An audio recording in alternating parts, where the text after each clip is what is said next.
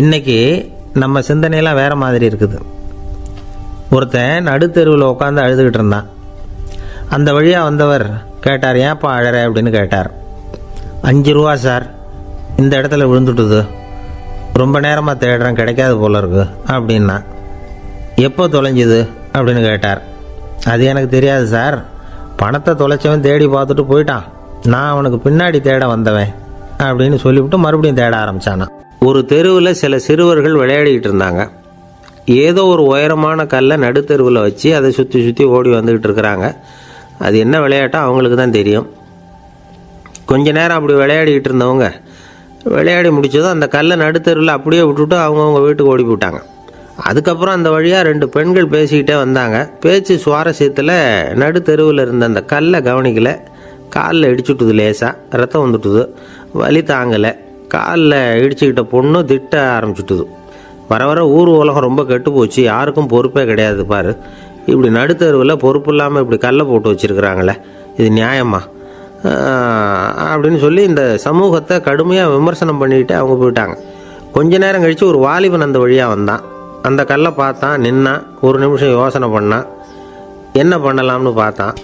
தன்னுடைய வீரத்தையும் பலத்தையும் காட்டணும்னு நினச்சான். பின்னாடி போனான். அப்புறம் வேகமாக ஓடி வந்து ஒரு சின்ன ஹை ஜம்ப் அப்படியே துள்ளி குதிச்சான். துள்ளி குதித்து தாண்டி அந்த பக்கமாக போய் விழுந்தான். அப்படியே விசில் அடிச்சுக்கிட்டு அவன் பாட்டுக்கு நடந்து போகிறான். அடுத்தபடியாக ஒரு காதல் ஜோடி அந்த வழியாக வந்தது.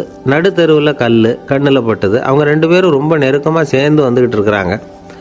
நடுவில் கல் இருக்கிறதுனால கொஞ்ச நேரம் 2 பேரும் விலகி மறுபடியும் இந்த பக்கம் வந்து சேர்ந்து போகணும். கொஞ்ச நேரம் நாம் பிரிய வேண்டி இருக்குதே அப்படின்னு வருத்தத்தோடு முணுமுணுத்துக்கிட்டே இந்த பக்கம் வந்தாங்க. அதுக்கப்புறம் வழக்கம் போல் சேர்ந்து அவங்க பாட்டுக்கு எதிர்காலத்தை பற்றி கற்பனை பண்ணிக்கிட்டே போயிட்டாங்க. கடைசியாக அந்த வழியாக பார்வை இல்லாத ஒருத்தர் வந்துக்கிட்டு இருக்கார். அவர் கையில் வழக்கமாக வச்சிருக்கிற அந்த ஊன்றுகோல், கையில் இருக்கிற அந்த ஊன்றுகோலால் தனக்கு முன்னாடி அப்படியே தட்டிக்கிட்டு பார்த்துக்கிட்டே அவர் மெதுவாக நடந்து வந்துக்கிட்டு இருக்கிறார். வழியில் இருக்கிற அந்த கல் தட்டுப்பட்டது. உடனே நடுத்தெருவில் ஒரு கல் இருக்குங்கிறத அவர் புரிஞ்சுக்கிட்டார். உடனே குனிஞ்சார். அந்த கல்லை தடவி பார்த்து எடுத்தார். தெரு ஓரமாக கொண்டுட்டு போய் போட்டார். அதுக்கப்புறம் அவர் பாட்டுக்கு அவர் வழியில் நடந்து போனார். இப்போது இதில் பல பேர் வந்தாங்க போனாங்க.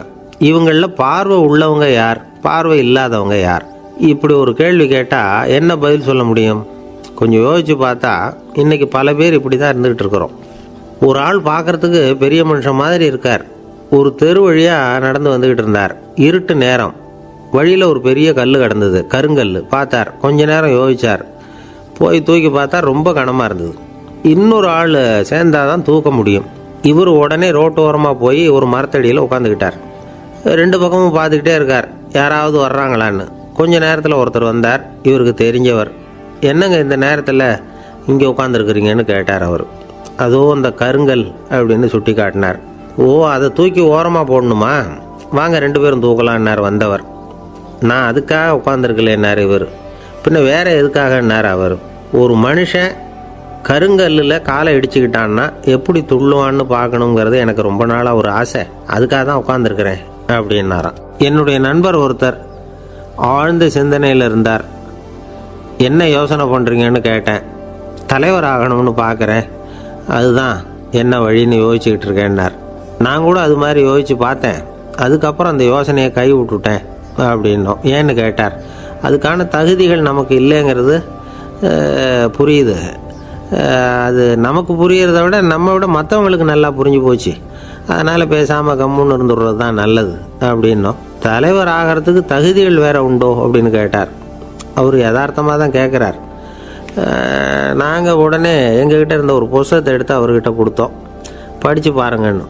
தலைவர் ஆகிறதுக்கு என்ன வழி அப்படிங்கிறத பற்றி அதில் போட்டிருக்கிறாங்க. முதல் வழி என்ன தெரியுமா? ஒரு 4 பேர் முன்னாடி இல்லைன்னா ஒரு கூட்டத்துக்கு முன்னாடி நீங்கள் பேச போகிறீங்க. அப்போ எப்படி ஆரம்பிக்கணும்னா, உண்மையான புகழ்ச்சி, நேர்மையான பாராட்டு, இதோடு ஆரம்பிக்கணும். எடுத்ததுமே அது சரியில்லை இது சரியில்லைன்னு பேசிகிட்டு இருக்கக்கூடாது. மக்களை பார்த்து நீங்கள் தான் தப்பு பண்ணிவிட்டீங்க அப்படின்னு நேரடியாக சொல்லக்கூடாது. தவறு இருந்தாலும் அதை மறைமுகமாக ஏதாவது கதை சொல்லி அதிலிருந்து அவங்க புரிஞ்சுக்கிற மாதிரி செய்யணும். அடுத்தவங்க பண்ண தப்பு என்னன்னு அலசறதுக்கு முன்னாடி நீங்கள் பண்ணின தப்பு என்னங்கிறத பற்றியே பேசுங்க. எதுக்கும் நேரடியாக உத்தரவு போட்டுக்கிட்டு இருக்கக்கூடாது. இதை நீங்கள் செய்யணும் அப்படின்னு சொல்கிறதுக்கு பதிலாக நீங்கள் இப்படி செஞ்சால் எப்படி இருக்கும் அப்படின்னு கேள்வி மாதிரி கேட்கணுமா. இப்படி கேட்டால் அது உத்தரவு மாதிரி தெரியாதான். அடுத்தவங்க மரியாதையை காப்பாற்றுறது மாதிரி பேசணுமா. உங்கள் பேச்சு இன்னொருத்தரை அவமானப்படுத்துறது மாதிரி இருக்கக்கூடாதான். ஏண்டா இவங்கிட்ட போய் மாட்டிக்கிட்டோம்னு யாரும் நினச்சிடக்கூடாது. ஒவ்வொரு சின்ன வளர்ச்சியையும் பாராட்டணும். வெற்றி சாதாரணமாக இருந்தாலும் பாராட்டாமல் இருந்துடக்கூடாது. பாராட்டும் பொழுது தாராளமாக இருக்கணும். குறை சொல்லும் பொழுது கவனமாக இருக்கணும். வாய்க்கு வந்தபடி பேசிவிட்டால் அதுக்கப்புறம் வகையாக மாட்டிக்கிட்டு முழிக்க வேண்டியிருக்கும். நீங்கள் பேசுகிறது இன்னொருத்தருக்கு ஒரு கௌரவத்தையும் மரியாதையும் உண்டு பண்ணுறது மாதிரி இருக்கணும். நீங்கள் பேசுகிறது அடுத்தவங்களுக்கு இருக்கிற கொஞ்ச நெஞ்ச மரியாதையும் எடுத்து விடுறது மாதிரி இருக்கக்கூடாது. உங்கள் பேச்சை கேட்டால் கேட்குறவங்களுக்கு ஒரு ஊக்கம் வரணும், உற்சாகம் வரணும். தவறு எதுவாக இருந்தாலும் அதை சுலபமாக திருத்திக்கலாம், சரி பண்ணிக்கலாங்கிறது மாதிரி இருக்கணும் உங்கள் பேச்சு. அடுத்தவங்களை சந்தோஷப்படுத்துங்க. உங்கள் யோசனையை கேட்டு நடந்துக்கிறதுனால அந்த சந்தோஷம் அவங்களுக்கு கிடைக்கணும். இந்த தகுதியெல்லாம் உங்ககிட்ட இருந்தால் நீங்கள் ஒரு சிறந்த தலைவராகலாம் அப்படின்னு அந்த புஸ்தகத்தில் போட்டிருக்கு. இந்த காலத்தில் தலைவர் ஆகிறதுக்கு வேறு சில தகுதிகள்லாம் கூட தேவைப்படுது. ஒரு புள்ள தன்னுடைய அப்பா கிட்ட, அப்பா உன்னை மாதிரியே நானும் அரசியலில் சேரணும், தலைவர் ஆகணும்னு ஆசைப்படுறேன், இன்னையிலேருந்து எனக்கு அரசியல் பாடம் கற்றுக் கொடு அப்படின்னு கேட்டிருக்கான். அவரும் சரின்னு சொல்லிவிட்டு ஒரு பெரிய ஏணியை எடுத்துகிட்டு வந்தாரான். ஒரு செவுத்தில் சாத்தினார். இந்த ஏணியில் ஏறி உயர போய் அங்கே பரன் மேலே இருக்கிற ஒரு புத்தகத்தை எடுத்துகிட்டு வாடான்னு இருக்கார். மகனை பார்த்து, அப்பா ஏணி ரொம்ப உயரமாக இருக்குது, நீ ஜாக்கிரதையாக இதை பிடிச்சிக்கோ, நான் ஏறி போகிறேன் அப்படின்னு நான் பையன். பயப்படாத, நான் பார்த்துக்கிறேன்னார் அப்பா. பையன் ஏணியில் ஏறினா உச்சிக்கு போனதும் அப்பா கையை எடுத்துட்டார். ஏணி அப்படியே சரிஞ்சுட்டுது. பையன் பொத்துன்னு கீழே விழுந்துட்டான். இடுப்பு பிடிச்சிக்கிட்டே எழுந்திரிச்சான். என்னப்பா இது, இப்படி என்னை ஏற விட்டுட்டு கையை விட்டுட்டியே, இப்படி கை விடலாமா அப்படின்னு கத்தியிருக்கான். அப்பா நிதானமாக சொன்னாராம், அவசரப்படாதேப்பா, அரசியலில் இதுதான் முதல் பாடம், பெத்த அப்பனாக இருந்தாலும் அவனை நம்பாதே அப்படின்னு உபதேசம் பண்ண ஆரம்பித்தார். அன்பாக இருக்கணும்னு அநேக பெரியவங்க சொல்லியிருக்கிறாங்க. நாமளும் அதை கேட்டுவிட்டு அன்பு காட்டுறதுக்கு தயாராக தான் இருக்கிறோம். அதை வாங்கிறதுக்கு தான் ஆளை காணும். இருந்தாலும் அன்பில் எத்தனையோ வகை உண்டு. அதை சரியாக புரிஞ்சுக்கிட்டு அதுக்கப்புறம் அன்பு காட்ட ஆரம்பிக்கணும். வகையை புரிஞ்சிக்காமல் அன்பு காட்டினா வம்புல மாட்டிக்க வேண்டியது தான். அன்புன்னா சாதாரணமாக நினச்சி விடாதீங்க. அதில் எவ்வளவு விதம் தெரியுமா? இரக்கம், கருணை, காருண்யம், பந்துத்துவம், பட்சம், பாசம், நேசம், விசுவாசம், அபிமானம், காதல், பக்தி, இப்படி பல விதமாக அதை பற்றி சொல்லி வச்சுருக்கிறாங்க பெரியவங்க. இந்த வார்த்தைகள்லாம் நாம் கேள்விப்பட்டது தான். இருந்தாலும் அதுகளுக்குள்ளே என்ன வித்தியாசம்னு கேட்டால் சரியாக சொல்ல தெரியாது. அதனால் இந்த வார்த்தைகளுக்கெல்லாம் பெரியவங்க என்ன விளக்கம் சொல்கிறாங்கன்னு இப்போ பார்க்கலாம். எளியவர்கள் மேலே செலுத்துகிற அன்பு இருக்கு பாருங்கள், அதுக்கு இரக்கம்னு பேர். அறிவு பலம், சரீர பலம், இது ரெண்டும் இல்லாதவங்க மேலே, அதாவது வலிமையற்றவர்கள் மேலே செலுத்துகிற அன்பு இருக்கு பாருங்கள், அதுதான் கருணை. எறும்புலேருந்து யானை வரைக்கும் சகல ஜீவராசிகள் மேலேயும் காட்டுற அன்புக்கு காருண்யம்னு பேர், ஜீவகாருண்யம். சிபி சக்கரவர்த்தி காட்டின அன்பு இந்த ரகம். உறவினர்கள், சொந்தக்காரங்க, அவங்க வசதியாக இருந்தாலும் வறுமையில் இருந்தாலும் வித்தியாசம் இல்லாமல் காட்டுற அன்பு இருக்கு பாருங்க, அதுக்கு பேர் பந்துத்துவம். ஒரு எஜமானன் வேலையாள்கிட்ட காட்டுற அன்பு இருக்கு பாருங்க, அதுக்கு பேர் தான் பட்சம். அவனும் தன்னை மாதிரி மனுஷன்தாங்கிற நினைப்பு வேணும். ஒரு தாய் தன்னுடைய குழந்தை மேலே, ஒரு குழந்தை தன்னுடைய தாய் மேலே செலுத்துகிற அன்புக்கு பாசம்னு பேர். ஈருடல் ஓர் உயிர்னு நினைக்கிறது இது. ராமரும் கௌசலையும் இதுக்கு உதாரணம். தம்மை ஒத்த நண்பர்கள்கிட்ட செலுத்துகிற அன்புக்கு நேசம்னு பேர். வயசு, செல்வம், அந்தஸ்து, இந்த வித்தியாசமெல்லாம் பார்க்காம அவங்க சுக துக்கத்தில் சமபங்கு எடுத்துக்கிறது இது. கிருஷ்ணன் குசேலர்கிட்ட காட்டினது இந்த ரகம். வேலை செய்கிறவன் முதலாளிகிட்ட காட்டுற அன்புக்கு விசுவாசம்னு பேர். தேசத்து மேலேயும் தாய்மொழி பேர்லையும் செலுத்துகிற அன்புக்கு அபிமானம்னு பேர். தேசாபிமானம்னு சொல்கிறோமே, இதுதான். ஒரு கணவன் மனைவி பேரில் காட்டுற அன்புக்கு காதல்னு பேர். கடவுள் பேரில் செலுத்துகிற அன்புக்கு பக்தின்னு பேர். இப்படி அன்புல பல ரகம் இருக்கிறப்போ அதில் உள்ள வித்தியாசம் தெரியாமல் இடம் மாற்றி அன்பு காட்டினா இடைஞ்சல் தான். சரி, இந்த அன்பை பற்றி விஞ்ஞானம் என்ன சொல்லுது தெரியுமா? இதயத்தை பாதுகாக்கிறதுக்கு முக்கியமாக தேவைப்படுற ஒன்று இந்த அன்பு தான்னு சொல்லுது. நெதர்லாந்து விஞ்ஞானிகள் இதை ஆராய்ச்சி பண்ணியே கண்டுபிடிச்சிருக்கிறாங்க. கொஞ்சம் முயல் குட்டிகளை 2 பிரிவாக பிரித்தாங்க. 2 குரூப்புக்கும் கொழுப்பு அதிகமாக உள்ள ஆகாரத்தையே கொடுத்துக்கிட்டு வந்தாங்க. ஆனால் ஒரு குரூப்புக்கு வெறுமன ஆகாரத்தை கொடுத்ததோடு சரி, இன்னொரு குரூப்பு முயல்களுக்கு ஆகாரம் கொடுத்ததோடு நிறுத்திக்கல. அதுக்கு முன்னாடி கூண்டுகளை திறந்து விட்டு முயல்களை கொஞ்ச நேரம் எடுத்து கொஞ்சி விட்டு அதுக்கப்புறமா ஆகாரம் கொடுத்தாராம் ஆராய்ச்சியாளர். இந்த குரூப்புக்கு இதய பாதிப்பு 60% குறைச்சலாக இருந்துதான். சில நோயாளிகளுக்கு ஹார்ட் அட்டாக் வந்தாலும் அதை தாங்கிக்கிட்டு குணமாகிற சக்தி அதிகமாக இருக்குது. இது எப்படின்னு ஆராய்ச்சி பண்ணி பார்த்துருக்குறாங்க. அவங்கெல்லாம் மனைவி தன் பேரில் ரொம்ப அன்பாக இருக்கிறதாக நினைக்கிறவங்களாம் இருக்கிறாங்களாம். இதய நோயாளிகள் பல பேரை சந்தித்து இதய நோய் ஏற்பட என்ன காரணம்னு கேட்டிருக்கிறாங்க. அவங்க சொன்ன காரணம்லாம் சாப்பாடு சம்மந்தமாக இல்லையா, மனைவி அன்பா இல்லை, இப்படிப்பட்ட காரணத்தை தான் சொல்கிறாங்களாம். அதனால் இதயத்தை பாதுகாக்கணும்னு நினைக்கிறவங்க அடுத்தவங்க அன்பாக இருக்கிறது மாதிரி பார்த்துக்குங்க, அதுதான் முக்கியம். ஒருத்தர் முகம் பூரா பிளாஸ்டரி போட்டுக்கிட்டு வந்தார். ரொம்ப கோபமாக, என்னங்க ஆச்சுன்னு விசாரித்தேன். எல்லாம் உங்களால் தான் சார்னார். விவரமாக சொல்லுங்களேன். என்ன உங்கள் தகவலை கேட்டுட்டு ஒரு பூனைக்குட்டியை கையில் எடுத்தேன், அன்பாக அதை தடவி கொடுக்கறதுக்காக. ஆனால் அது முந்திக்கிட்டது, அது என் முகத்தை தடவி கொடுத்துட்டுது, முகம் பூரா நகை கீறல், அதுதான் இப்படி அப்படின்னார். அன்புல அறிவு சேராததுனால வந்த கோலை. அவர் ஒரு பெரிய குடும்பத்தில் பிறந்தவர். இருக்கிற சொத்துக்கள் எல்லாத்தையும் வாரி வழங்கிவிட்டு காட்டுக்கு புறப்பட்டார் தவம் செய்யறதுக்காக. இருந்தது பூராவும் கொடுத்துட்டார். இனிமேல் எதுவுமே இல்லை கொடுக்கறதுக்கு. அப்போது கடைசியாக ஒருத்தன் வந்து கையை நீட்டினான். ஐயா ஏதாவது கொடுங்கன்னா. அவர் பார்த்தார். கட்டியிருக்கிற வேட்டியை தவிர வேறு எதுவுமே இல்லை. 8 முழம் பட்டு வேட்டி, ஜரிகை கரையோடு இருக்குது. கடைசியாக அதை தான் எடுத்து கட்டிக்கிட்டு அவர் புறப்பட்டுக்கிட்டு இருக்கிறார். அவர் பார்த்தார், எதிரில் அவன் பரிதாபமாக நின்றுட்டு இருக்கிறான். அந்த 8 முழ வேட்டியை 2ஆக கிழிச்சார். 4 முழத்தை அவங்ககிட்ட கொடுத்துட்டு மீதி 4 முழத்தை தன்னுடைய இடுப்பில் கட்டிக்கிட்டு அவர் காட்டுக்கு போயிட்டார். இவன் என்ன பண்ணான் தெரியுமா? கையில் கிடைச்ச 4 முழத்தை எடுத்துக்கிட்டு கடை வீதிக்கு போனான். பழைய பட்டு வேட்டி ஜருகை இதெல்லாம் விலைக்கு வாங்குற வணிகர் ஒருத்தர் இருந்தார். அவர்கிட்ட போனான். இதை விலைக்கு எடுத்துக்கிறீங்களான்னு கேட்டான். அவர் வாங்கி பார்த்தார். ஆகா, ரொம்ப அருமையான வேட்டி, விலை ஒசந்த ஜருகை, இது ஏது உனக்குன்னு கேட்டார். அவன் நடந்ததை சொன்னான். அப்படின்னா ஒன்று செய்ய, இந்த வேட்டியோட இன்னொரு பாதியையும் மெதுவாக வாங்கிட்டு வந்துரு, உனக்கு நிறைய பணம் தரேன் அப்படின்னார் அந்த வணிகர். இவன் கொஞ்சம் யோசனை பண்ணி பார்த்தான்.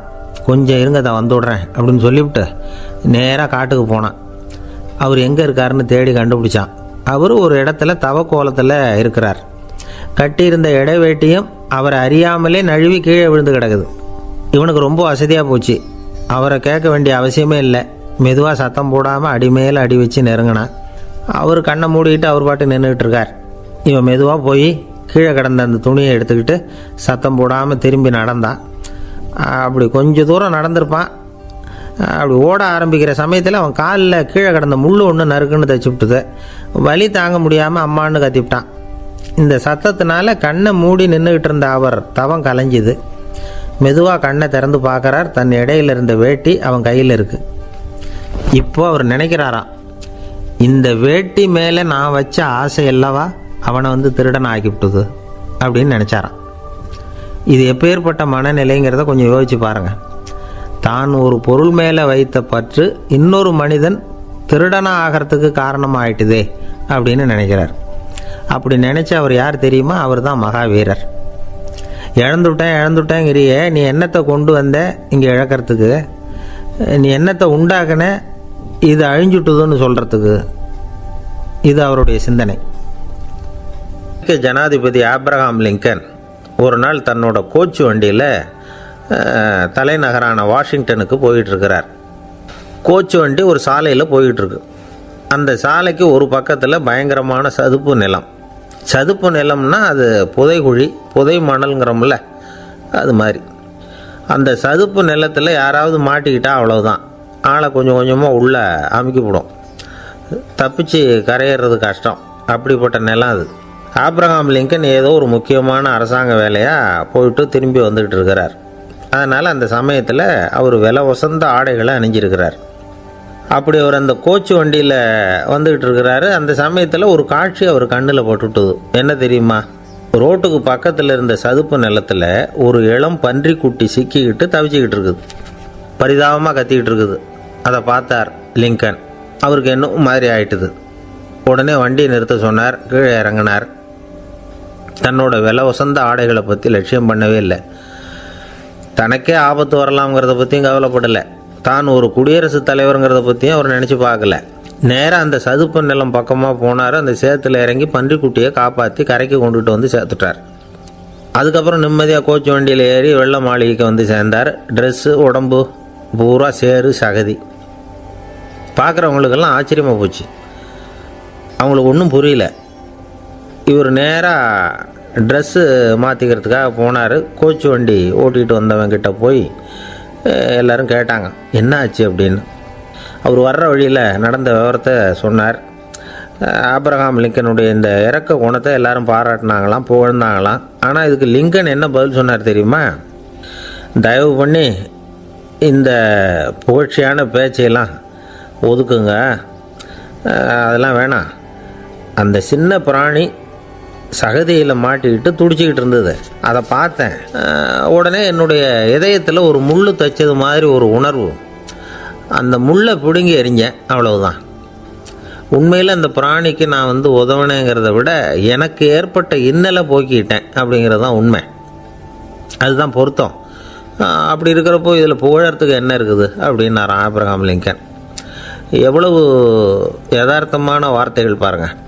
இந்த காலத்தில் நம்மளையும் பல பேர் அப்படி உண்டு. நீச்சல் தெரியாத ஒரு ஆள் தண்ணியில் இறங்கிட்டான்.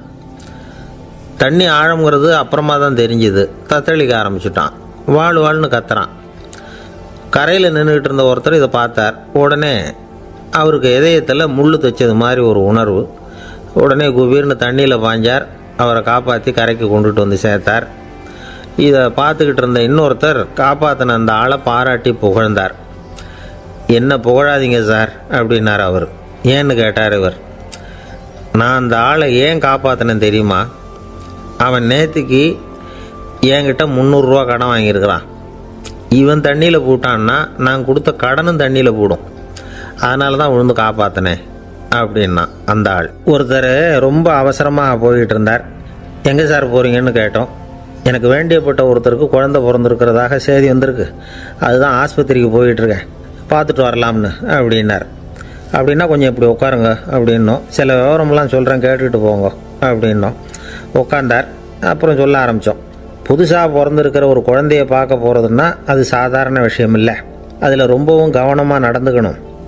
புது குழந்தைக்கு நோய் சுலபமாக தொற்றும். முக்கியமாக காற்று மூலமாக பரவுகிற நோய்கள் சுலபமாக வந்துடும். அதனால் நமக்கு உடம்பு சரியில்லைன்னா குழந்தைய விட்டு கொஞ்சம் தள்ளியே இருக்கிறது தான் நல்லது. பெரியவங்களை பொறுத்த வரைக்கும் சாதாரணமாக உள்ள ஒரு கிருமி கூட குழந்தைய பொறுத்த வரைக்கும் ரொம்ப மோசமான ஒரு கிருமியாக இருக்கும். சில வெளிநாடுகளில் எப்படி தெரியுமா? பிறந்த குழந்தை தூங்கிக்கிட்டு இருக்கிற ஒரு ரூமுக்கு போகணும்னா போகிறவங்க முகமூடி போட்டுக்கணும், காலணிகளை மாற்றிக்கணும், அவ்வளவு சுத்தமாக உள்ளே போய் பார்த்துட்டு வரணும். பொதுவாக சில ஆஸ்பத்திரிகளில் பார்த்திங்கன்னா பார்வையாளர்கள் நேரத்தில் விசிட்டிங் ஹவர்ஸ் தாயை விட்டு குழந்தைய தனியாக பிரித்து வச்சுருவாங்க. எதுக்குன்னு நினைக்கிறீங்க? அந்த நேரம் பல பேர் வருவாங்க போவாங்க. அவங்க கை கால் சுத்தமாக இருக்காது. சுத்தம் இல்லாத கைகள் மூலமாக கிருமிகள் பரவும். சுத்தம் இல்லாத கைன்னா மண்ணு தூசி படிஞ்சிருக்கிற கை மட்டும் தான் அர்த்தம் இல்லை. சாலையில் கையை வீசிக்கிட்டு நடந்து வர்றீங்க, குழந்தைய பொறுத்த வரைக்கும் அது கூட சுத்தம் இல்லாத கை தான். தாயை தவிர மற்றவங்க குழந்தைய தூக்காமல் பார்த்துக்கிறது நல்லது. தாய் கூட அளவோடு கொஞ்சிறதோடு நிறுத்திக்கணும்.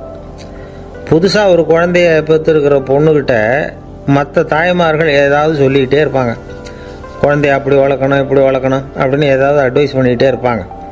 இப்படி ஓவராக அறிவுரை பண்ணுறது அந்த பொண்ணை குழப்பி விட்டுரும். அதனால் அப்படிலாம் பண்ணக்கூடாது.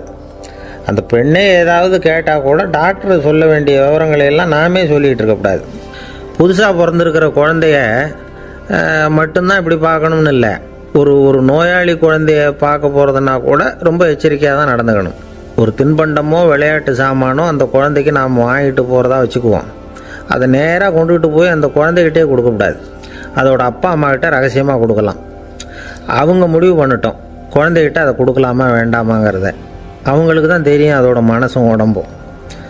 உங்கள் அக்கறையை காட்டுறதா நினச்சிக்கிட்டு குழந்தை வாயில் எதையும் கொண்டுட்டு போய் போடாதீங்க. போகிறப்போ உங்கள் வீட்டு குழந்தையும் அழைச்சிட்டு போகாதீங்க. இது நோயை வாங்கிட்டு வந்துடும், அல்லது புதுசாக ஒரு நோயை அதுக்கிட்ட கொடுத்துட்டு வந்துடும்.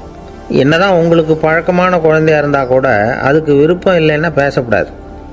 அங்கே போய் அவங்க பள்ளிக்கூடத்தை ஞாபகப்படுத்திகிட்டு இருக்கக்கூடாது. நோயில் இருக்கிறப்ப ஸ்கூலை பற்றி பேச அது விரும்பாது. ஆஸ்பத்திரி விட்டு வெளியில் புறப்படுறப்போ குழந்தைகிட்ட சொல்லணும்னு அவசியம் இல்லை. அதோட அப்பா அம்மா கிட்ட சொல்லிவிட்டு புறப்பட்டா போதும், குழந்தை கோபிச்சிக்காது. சமூக சம்பிரதாயத்தை பற்றி அது கவலைப்படுறதில்ல. இப்படி எல்லா விவரமும் நம்ம எதிரில் உட்காந்துருந்தவங்க கிட்ட சொல்லி முடித்தோம். ரொம்ப நன்றி சார் அப்படின்னு சொல்லிவிட்டு அவர் புறப்பட்டார். குழந்தைங்க கொஞ்சம் வளர்கிற வரைக்கும் தான் நாம் எச்சரிக்கையாக இருக்கணும்னு இல்லை, வளர்ந்த பிறகு இன்னும் எச்சரிக்கையாக இருக்கணும். ஒரு பையன் பள்ளிக்கூடத்துலேருந்து திரும்பி வீட்டுக்கு வந்தான். முகம் பூரா நகத்தால் கீறி இருந்தது. அப்பா பார்த்து பயந்துட்டார். யாருடா உன்னை இப்படி பண்ணது அப்படின்னார். என் கூட படிக்கிற இன்னொரு பையன்னா. நாளைக்கு உன் கூட பள்ளிக்கூடத்துக்கு வர்றேன், நீ எனக்கு அவனை அடையாளம் காட்ட முடியுமான்னார். அது ரொம்ப சுலபம் நான் பையன். எப்படின்னார் அப்பா. அவன் காதில் ஒன்று கையோடு எடுத்துகிட்டு வந்திருக்கிறேன், இதோ என் பையில் தான் வச்சுருக்கேன் அப்படிங்கிறான் அந்த பையன். ஒருத்தர் இருக்கார், நல்ல உத்தியோகத்தில் தான் இருக்கிறார். ஆனால் எப்போ பார்த்தாலும் முகத்தை வெறுப்பாக வச்சுருப்பார். அப்படியே வருவார் போவார். ஏன் சார் இப்படி இருக்கிறீங்க அப்படின்னு விசாரித்தோம். ஏன்டா இந்த வேலைக்கு வந்தோம்னு இருக்குது சார் அப்படின்னார். உங்கள் வேலை உங்களுக்கு பிடிக்கலையா அப்படின்னு கேட்டோம். இல்லைன்னார். இப்படிப்பட்டவங்க வெற்றிகரமான வாழ்க்கை வாழ முடியாது. இது நிபுணர்கள் கருத்து. வேலையை நேசிக்க தெரிந்தவர்கள் வெற்றி பெறுவார்கள் அப்படிங்கிறாங்க அவங்க. எந்த துறையாக இருந்தாலும் சரி, அந்த துறையில் வெற்றிகரமாக இருக்கிறவங்கள விசாரித்து பாருங்கள். எனக்கு என்னுடைய வேலை ரொம்ப பிடிக்கும் அப்படின்னு சொல்கிறவங்களாக தான் இருப்பாங்க. அப்படி இருந்தால் தான் அது வெற்றிகரமாக இருக்க முடியுது அவங்களால. ஒருத்தனுக்கு பிடித்தமான பொழுதுபோக்கே அவனுடைய தொழிலாக இருந்துட்டுதுன்னா அவனை மாதிரி கொடுத்து வச்சவன் வேறு யாரும் இல்லை அப்படிங்கிறார் பெர்னாட் ஷா. ஒரு தடவை மன்னர் ஹுமாயூன் உயிரை தண்ணீர் மொண்டு ஊற்றுகிற தொழிலாளி ஒருத்தர் காப்பாற்றினாராம் அந்த ஹுமாயூன் உயிரை.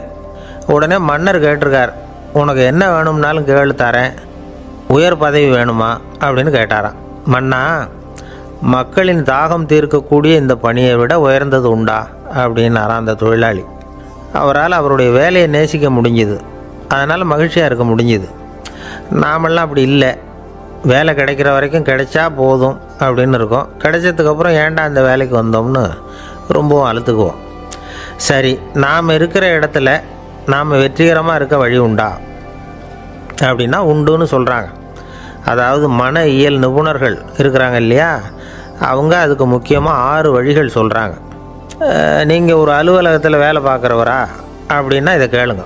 அதாவது உங்கள் மேலதிகாரி எதிர்பார்ப்புக்கு தகுந்த மாதிரி உங்கள் வேலை இருக்குதா? அப்படி இல்லைன்னா முதல்ல உங்கள் வேலையின் தரம் உயரணும்.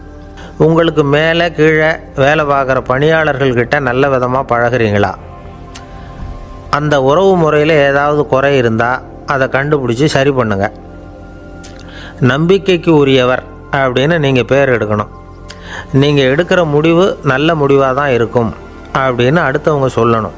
உங்கள் தோற்றத்துக்கு முக்கியத்துவம் கொடுங்க. இது மனம் உடல் ரெண்டும் சம்மந்தப்பட்டது. அதனால் மனசையும் ஆரோக்கியமாக வச்சுருக்கணும், உடம்பையும் ஆரோக்கியமாக வச்சுருக்கணும். உங்களுடைய நிர்வாகம் செயல்படுற விதத்தை நல்லா புரிஞ்சு வச்சுக்கணும்.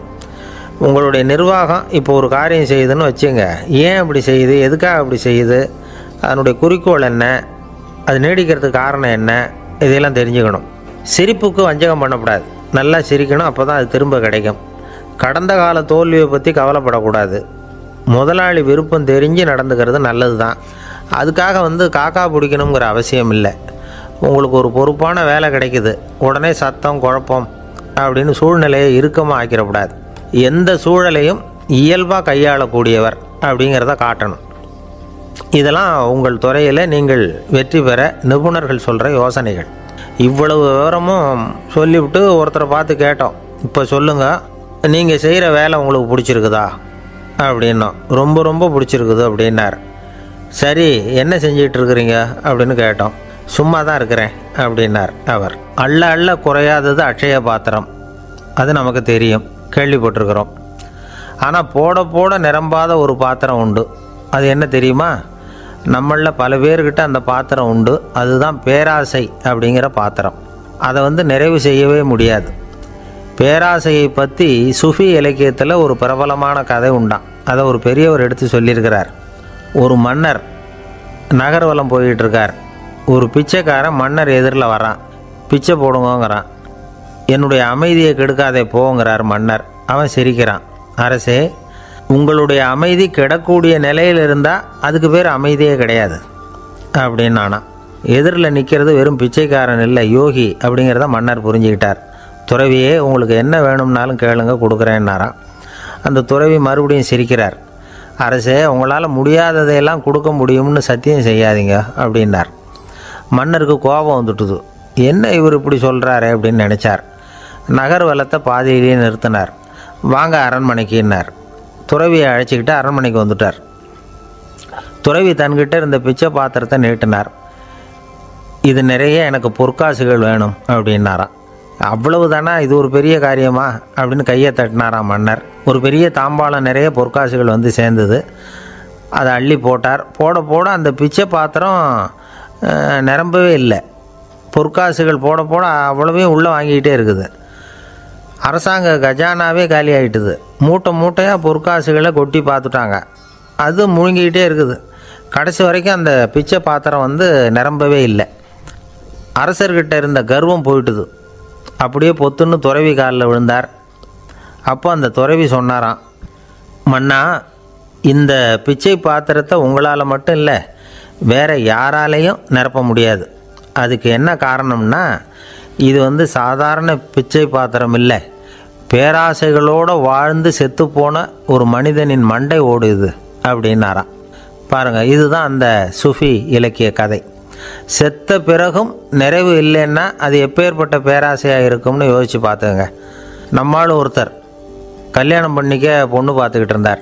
அழகு, அறிவு, படிப்பு எதுவும் தேவையில்லை, பணம் மட்டும் இருந்தால் போதும் அப்படின்னு பார்க்குறவங்ககிட்டலாம் சொல்லி வச்சார். ரொம்ப நாளைக்கு அப்புறம் ஒரு பணக்காரர் கிடைச்சார். அவர் சொன்னார், இதை பாருங்கள், எனக்கு 20 வயசில் ஒரு மகள், அவளை நீங்கள் கல்யாணம் பண்ணிக்கிட்டால் 2 லட்சம் பணம் கொடுப்பேன். 25 வயசில் ஒரு பொண்ணு, அவளை கல்யாணம் பண்ணிக்கிட்டால் 2.5 லட்சம் தருவேன். 30 வயசில் ஒரு பொண்ணு இருக்கா, அவளை கல்யாணம் பண்ணிக்கிட்டால் 3 லட்சம் தருவேன். என்ன சொல்கிற அப்படின்னாராம். இவன் கொஞ்ச நேரம் யோசித்து பார்த்துருக்கான். அதுக்கப்புறம் மெதுவாக அவரை நிமிர்ந்து பார்த்து, ஏன் சார், உங்ககிட்ட 50 வயசில் ஏதாவது பொண்ணு இருக்கா அப்படின்னு கேட்டானா. ஒருத்தர் ரொம்ப அவசரமாக வந்தார். சார், மனுஷன் நிம்மதியாக இருக்கிறதுக்கு என்ன வழின்னு கேட்டார். சீக்கிரமாக ஒரு கல்யாணத்தை பண்ணிங்க, எல்லாம் சரியாக போடும் அப்படின்னோம். அவர் ஒரு மாதிரியாக பார்த்தார். ஏற்கனவே எனக்கு கல்யாணம் ஆகிட்டுது சார், அதனால தானே நிம்மதியாக இருக்கிறதுக்கு வழி கேட்குறேன் அப்படின்னார். சரி, இவர் ஒரு மாதிரியான கேஸ் அப்படின்னு நினச்சிக்கிட்டு நம்மக்கிட்ட இருந்த ஒரு சின்ன புத்தகத்தை அவர்கிட்ட தூக்கி கொடுத்தோம். இதை படித்து பாருங்கன்னு. கல்யாணத்துக்கு பிறகும் சந்தோஷமாக இருக்கிறதுக்கு என்ன வழி அப்படிங்கிற கேள்விக்கு அந்த புத்தகத்தில் விளக்கம் இருந்தது. கணவன் மனைவிக்குள்ளே சிக்கல் வராமல் இருக்கிறதுக்கு அதில் சில வழிகளை சொல்லி கொடுத்துருக்குறாங்க. அதெல்லாம் என்னென்ன அப்படிங்கிறத இப்போ பார்க்கலாமா? குடும்பம்னு இருந்தால் கோபம் வரதான் செய்யும். அது வந்துட்டு போட்டும் பரவாயில்ல. ஆனால் அந்த கோபம் ஒரே நேரத்தில் 2 பேருக்கும் வந்துடாமல் பார்த்துக்கணும். ஒரு சமயத்தில் யாராவது ஒருத்தர் தான் கோபப்படணும், அடுத்தவங்க அமைதியாக இருக்கணும். அதுக்கப்புறம் இவர் அமைதியான உடனே அவங்க ஆரம்பிச்சிக்கலாம். கோபமாக ஏதாவது சொன்னால் உடனே கோபமாக பதில் சொல்லக்கூடாது. கொஞ்சம் பொறுத்து கோபம் தீர்ந்த உடனே அந்த பதிலை சொல்லலாம். அப்போ பதில் கோபமாக இருந்தால் கூட அது அவ்வளோ பெருசாக தெரியாது. அற்ப விஷயத்துக்கெல்லாம் காய்ச்சி மூச்சுன்னு கத்திக்கிட்டு இருக்கக்கூடாது. உங்கள் 2 பேருக்குள்ளே ஒரு தர்க்கம் ஆரம்பமாயிட்டுதுன்னு வச்சுக்கோங்க. கடுமையாக 2 பேரும் விவாதம் பண்ணுறீங்க. உங்களில் ஒருத்தர் இதில் ஜெயிக்கணும்னா அது நீங்களாக இருக்க வேணாம், அடுத்தவங்க ஜெயிக்கிறதுக்கு நீங்கள் துணையாக இருங்களேன். அப்படின்னா நீங்கள் கொஞ்சம் விட்டு கொடுக்கணும், அவ்வளவுதான். ஏதாவது குத்தம் சொல்லணுமா, செஞ்ச தப்பை சுட்டி காட்டணுமா, விமர்சனம் பண்ணணுமா, பண்ணுங்க, வேணான்னு சொல்லலை. ஆனால் சொன்னதை அப்படி சொல்கிறத வந்து கொஞ்சம் அன்பாக இதமாக சொல்லுங்கள். எப்போவோ நடந்த தவறுகளையெல்லாம் இப்போ போய் மறுபடியும் ஞாபகப்படுத்திகிட்டு இருக்க வேண்டாம். நான் அப்போவே சொன்னேன் இந்த புடவை வேணாம்னு, நீங்கள் தான் கேட்கல, இப்போ பாருங்கள் கிழிஞ்சு போச்சு இப்படின்னு கத்துனாங்க ஒரு அம்மா. எப்போ சொன்னீங்கன்னு கேட்டால் ஒரு 10 வருஷத்துக்கு முன்னாடி தீபாவளி சமயத்தில் அப்படிங்கிறாங்க. அது என்ன இன்னும் அப்படியே புதுசாகவே இருக்கும்? உங்களுக்கு அவர் தான் பெருசு, அவருக்கு நீங்கள் தான் பெருசு. அதை விட இந்த உலகத்தில் வேறு எதுவும் முக்கியம் இல்லைன்னு நினைக்கணும். நீ தான் என்னுடைய உலகம்னு எத்தனை தடவை சொல்லியிருப்பீங்க? அதெல்லாம் வெறும் வசனமாக போயிடக்கூடாது.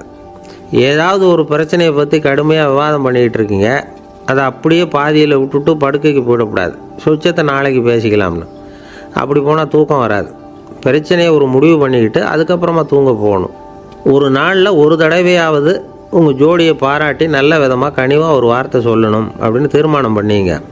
ஏதாவது தப்பு பண்ணிவிட்டீங்கன்னா பரவாயில்ல, அதை ஒத்துக்கிறதுக்கும் மன்னிப்பு கேட்குறதுக்கும் தயாராக இருக்கணும். அது ஒன்றும் கேவலம் கிடையாது. வீட்டுக்குள்ளே தானே கேட்க போகிறீங்க, வெளியில் யாருக்கு தெரிய போதும்? எப்படியோ உங்களுக்குள்ள ஒரு சமரசம் ஆனால் சரிதான். ஒரு தகராறுன்னு எடுத்துக்கிட்டால் குறைஞ்சபட்சம் அதுக்கு 2 பேர் தேவை. தனியாகவே உட்காந்துக்கிட்டு நான் இப்போ தகராறு பண்ணிகிட்டு இருக்கிறேன் அப்படின்னு யாரும் சொல்ல முடியாது. 2 பேர் தகராறு பண்ணுறாங்கன்னா பொதுவாக அந்த 2 பேரில் யார் அதிகமாக பேசுகிறாங்களோ அவங்க பேரில் தான் தப்பு இருக்கும். அதை மனசில் வச்சுக்கணும். இதெல்லாம் தான் அந்த புத்தகத்தில் போட்டிருக்கிற வழிமுறைகள். இவ்வளவும் சரியாக வரலைன்னா அப்புறமா சொல்லுங்கள், வேறு புத்தகம் ஏதாவது இருக்கான்னு தேடுவோம். ஒரு கணவன் தன்னுடைய மனைவியை அழைச்சிட்டு ஒரு மனோதத்துவ டாக்டர்கிட்ட வந்தாராம். டாக்டர், எங்களுக்கு கல்யாணம் ஆகி 30 வருஷ காலமாக நாங்கள் ஒரு விஷயத்தில் கூட ஒத்து போனதில்லை அப்படின்னு ஆரம்பித்தார். உடனே அந்த அம்மா குறுக்கிட்டு, அது 30 வருஷம் இல்லை 32 வருஷம் அப்படின்னாங்களாம். சில பேரை இப்படி சொல்கிறது உண்டு. அடுத்தவங்களை அனுசரித்து நடந்துக்க தெரியல, அவன் என்ன சார் மனுஷன் அப்படிம்பாங்க. சக மனிதர்களோடு எப்படி பழகிறது அப்படின்னு தெரியாததுனாலேயே பல பேர் இன்றைக்கி சங்கடப்பட்டுக்கிட்டு இருக்கிறாங்க. வசதி வாய்ப்பெல்லாம் சரியாக இருக்கும், ஆனால் வாழ்க்கை சரியாக இருக்காது. இன்னொருத்தர்கிட்ட எப்படி பேசுறது பழகிறதுங்கிறது தெரியாததுனால தான் இந்த அவஸ்தை. சரி, இந்த அவஸ்தை இல்லாமல் வாழறது எப்படி?